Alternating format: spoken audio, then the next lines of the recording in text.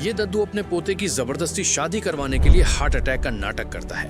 पोता अपने दादू से बेहद प्यार करता था, इसलिए वो चुपचाप अपने दादू के कहने पर शादी के लिए हाँ बोल देता है। मगर वो हैरान हो जाता है जब उसे पता चलता है कि उसके दादू ने जो लड़की पसंद की है वो सड़क पर खाना डिलीवर करने का काम करती है और दादू के पैसों के लालच में ही उसने शादी के लिए हाँ बोला है। जैसे ही दादू उस लड़की को शादी के लिए पूछते हैं तो वो कहती है, मैं शादी के लिए तैयार हूँ। क्या? अब लेकिन मेरी एक शर्त है। हाँ हाँ बोलो, तुम्हारी हर शर्त मुझे मंजूर है। मैं शादी तो करूंगी लेकिन मुझे वो 21 लाख रुपीस चाहिए। फाइनली तुमने अपना असली रंग दिखाई दिया। बस इतनी सी बात। मैं अभी के अभी ये पैसे तुम्हारे अकाउंट में ट्रांसफर करवा देता हूँ। मुझे तुम्हारे जैसी अच्छी बहू मिल रही है। अरे उसके सामने पैसों की क्या वैल्यू है? मैं लौटा दूंगी आपको आपके पैसे। अब तो तुम मेरी बहू बनने वाली हो, कुछ लौटाना वगैरह नहीं है। अब ये सब बातें बाद में होते रहेगी, पहले अब चलो चलो। अरे पर मेरी बात तो सुनो। चलो पर ऐसे कैसे? चलो ना, चलो चलो चलो।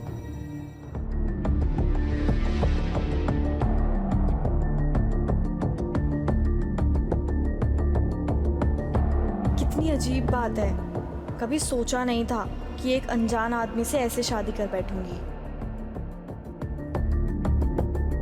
मुबारक हो बच्चों, मुबारक हो। सच कहूं, तुम दोनों बहुत ही क्यूट लग रहे हो। आज मैं बहुत ही खुश हूं।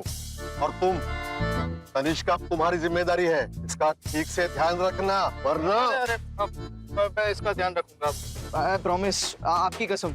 हाँ दादाजी, आप टेंशन मत लीजिए, हम बहुत खुश रहेंगे एक साथ। ठीक है, तो मैं चलता हूँ।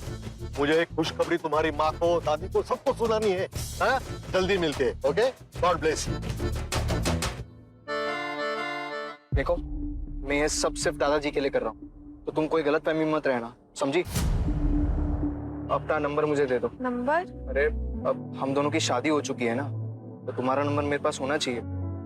जब दादाजी को हमें मिलना होगा तब मैं तुम्हें फोन कर दूंगा।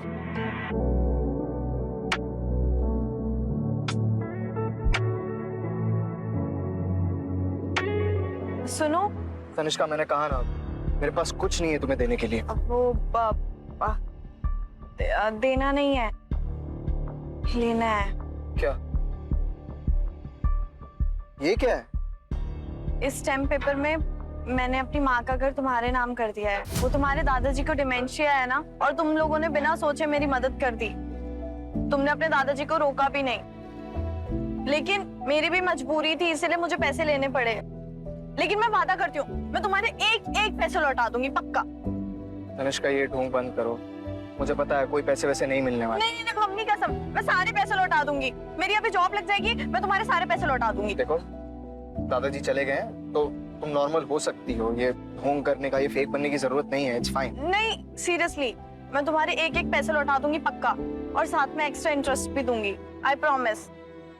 लगता है मैंने इसके बारे में जो सोचा था, ये लड़की वैसी नहीं है। Mister Raichand, mister Raichand.